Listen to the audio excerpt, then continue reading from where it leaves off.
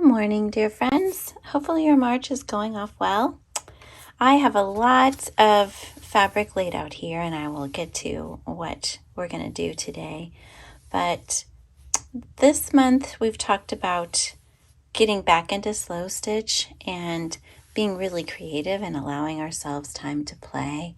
So before I unpack this, I wanted to read a little quote from a book that I've been reading that is actually expanding the boundaries of transformative learning, because that's my doctoral degree program, is transformative learning.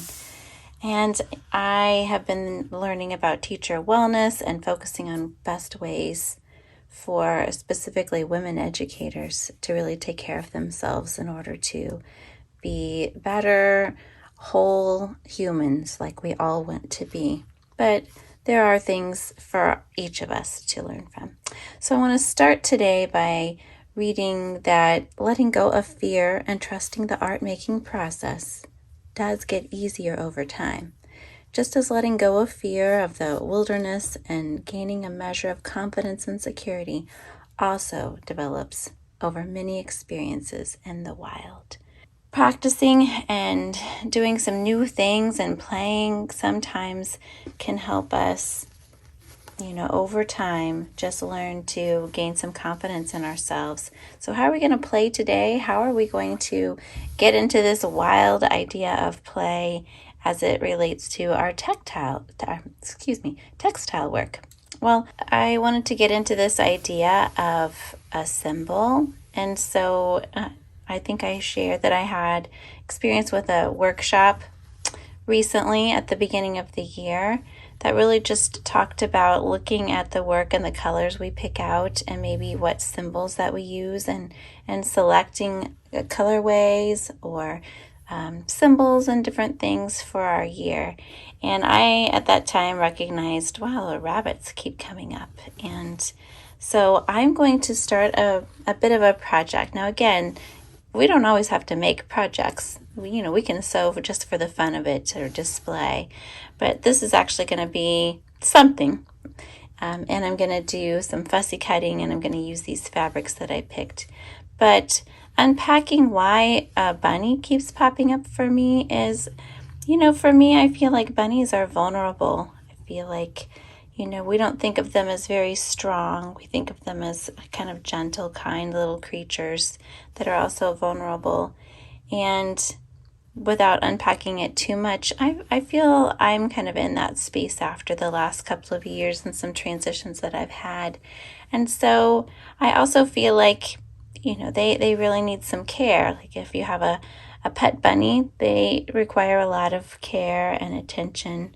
While they're soft and gentle, they also need that. So my focus is on self-worth, building that up this year, and recognizing, taking care of myself too, so that I can be better at taking care of my own family and the other obligations that I have. So look into the different pieces and things that you're drawn to, colors, different symbols, and see if you can find that, because not only is sewing helpful in taking care of ourselves and providing that time and space, but also it can be meaningful. It can be a documentation of sorts, if you will, of our progress, of our time and space. Just a little reminder when we see them of the place we were when we made them, or using fabric and materials that really connect to our loved ones or a special memory. I have a closet full of things that I could pull out, and rather than always just giving them to Goodwill, I could use them in my work. So this is going to be a little bit of a process that I'm going to start and stop with. And so first of all, I'm going to make a center. And I wanted to use, I heard this term fussy cut, and I think I'll probably use a couple of different bunnies. This one's got his or her back turned to us, and this one is looking behind him. And this one I don't think I'm going to use because he's kind of cut off. And then I like these flowers. So I'm going to start with finding a center.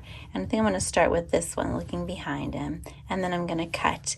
And then we're going to actually I'm actually going to hand sew. You could machine sew different pieces around, because next week we're actually going to engage in the sewing part and do some sewing and playing around with the seams that end up being created. So if you are familiar with paper piecing, this will look familiar to you, but I like to break the rules, and I like to kind of, go into the wild is the theme. And we're going to go into the wild by, just piecing as we go until we build out something, and then I'll show you how we're going to clean it up and actually make it into something that we can use. Okay, before we get started with my little fussy cut of this little bunny right here, I want to go over with some tools that would be helpful and handy. I got into paper piecing really big, and I made my nephew a little quilt. And before that even, I purchased this tool. It's a quarter inch ruler. It has this little, I don't know if you could tell, but this little bump out that's exactly 1/4 an inch. And it helps with ensuring that you have enough space for a seam allowance that's 1/4 an inch, which is going to be handy, and you'll see how I use it a little bit. But I think you could just have a regular ruler as well. I have my ironing mat, my wool one that I use, and I kind of like having this as a backing. And for this small piece of project, I'm just using this little cutting board so that I can have everything right at hand. My iron's right here because I'm going to need to iron over time a lot. This is my favorite cutting tool, and I don't remember what brand it is. This is actually for left-handers, but I use it right-handed. I bought it whenever I had the surgery on my thumb, but now I just really love it. It's also helpful to go ahead and have a sewing needle at hand, and I'm using just regular all-purpose 100% polyester, just regular sewing machine thread. And I already have my needle threaded, and after I cut it, I'm just going to keep knotting it until I need to replace it, so that's handy. That's one of the reasons why I like this little mat, because I can just stick it right in there and everything's together. So I think that's it. And then just several different pieces of fabric. These are kind of the ends. I already fussy cut a little bit off of some of the larger back quarters and half yards that I had. And so I'm just going to be working with these. And again, you're going to see me working, not necessarily always in real time, because that would be kind of boring. I'm going to be hand sewing my seams this time. So the idea is that I'm going to be building out around this little bunny, this first piece, and I'll just show you how we can do that over time and not have to pre-measure. I'm not cutting these out or pre-measuring them. I'm just going to kind of go. We're going into the wild with it. So I don't really also have any particular plan on how far around. I'm just going to kind of gauge it. I do want to place it in a way that the bunny is facing up in the way that I want him or her to. So this is the first piece, and I could go ahead, maybe I'll just do a little spot iron real quick, just to make sure it all starts out nice. I am a pretty big stickler about ironing, especially between seams. So then I'm going to decide, what fabrics do I want to go around this little piece? Well, I of course love this color because it's pretty springy, and I haven't ironed that one a little bit. Make sure. You'll notice, it's not perfectly straight on one side. It's more or less straight on this one, but that's okay. I might want to clean that up, but I'm okay with how it is because there's nothing really wrong with that piece. Do you see how it's too big for that space? Totally okay. I know, it'll be all right. So I'm going to line that up. And for now, it doesn't really matter. If you like to make sure that your seams are exactly right, what you could do is another tool you could have is, this is a Pilot friction pin. It doesn't have its particular name in there, but whenever you iron over this ink, it disappears. It's one of the greatest finds I've ever known. And then since I have my needle right here, you could totally do this on the sewing machine, but what I'm going to do is now just do a little hands sewn running stitch along here. And no, this is not exactly what we did before. Just got to make sure we get all the way through. But it is going to have some of the stitches, and I promise what this is going to lead to is going to be a whole lot of fun. And so we're just going to play. So I'm just drawing it. Sometimes it's kind of nice to just have that line there. You know, this is Into the Wild, so you could just wing it and see how it goes. These are just going to be little seams over time that we're going to add up to. And it's okay if it doesn't even get all the way to the end, because I'm probably going to add another one.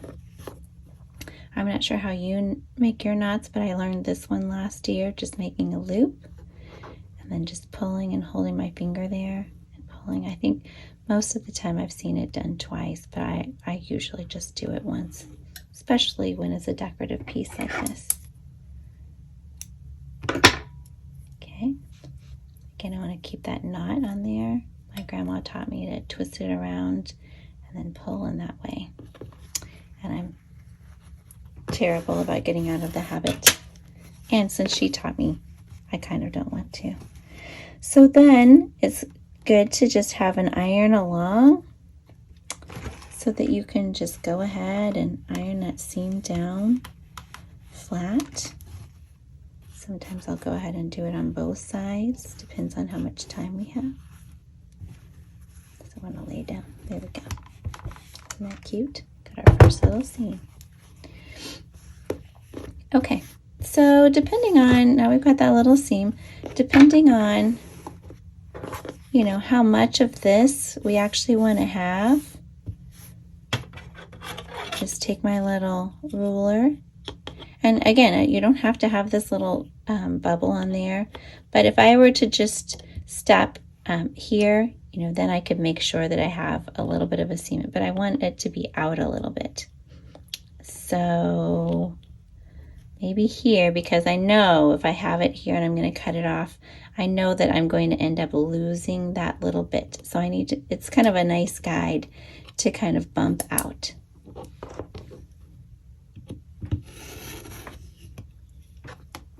And I'm even okay that that didn't quite come off clean like that. But we will want to clean this up a little bit, because